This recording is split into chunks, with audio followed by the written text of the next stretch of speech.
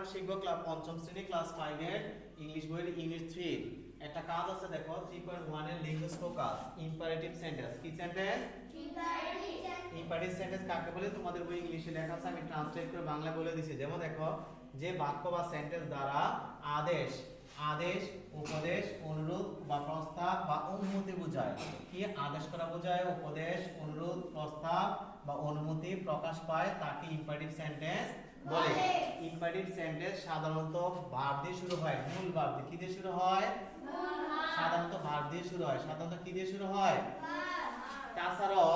যেমন দেখো be kind দয়ালু হও লিসেন কেয়ারফুলি মনোযোগ সহকারে শোনো লিসেন ভার্ব দিয়ে শুরু হইছে ওপেন ইউর বুক তোমার বই খোলো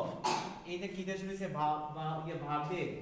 আবার ওয়াশ ইউর হ্যান্ড তোমার হাত ধো এই ওয়াশ তো ধৌত করা তাহলে বি লিসেন ওপেন ওয়াশ এই সবগুলো হচ্ছে আমাদের ভার্ব এই ভার্ব দিয়ে শুরু হলে কি সেন্টেন্স ইম্পারেটিভ সেন্টেন্স।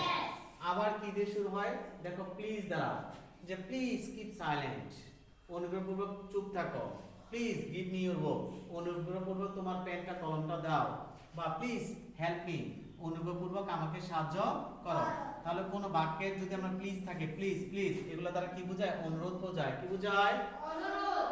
এই অনুরোধ বোঝালে আমাদের কি বোঝায়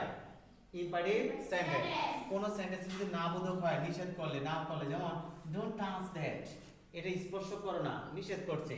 ডোন্ট মেক এ নয়েজ গোলমাল করো না তাহলে ডোন্ট দ্বারা শুরু হলো কি সেন্টেন্স ইম্পারেটিভ সেন্টেন্স কারণ নিষেধ করা বোঝায় অনুরোধ বা নিষেধ হ্যাঁ নিষেধ করা বোঝায়। আবার দেখো নেভার আরো আছে নেভার টেল এ লাই উপদেশ নেভার টেল এ লাই কখনো মিথ্যা কথা বলো না বা অলওয়েজ স্পিক দ্য ট্রুথ সদা সর্বদা সত্য কথা বলবে এগুলো কি সেন্টেন্স এগুলো দ্বারা উপদেশ বোঝায়। আবার অনেক সময় কোনো অনুমতি বোঝায় let me recite the poem আমাকে এই কবিতাটা আবৃত্তি করতে দাও লেট হার এক্সপ্লেইন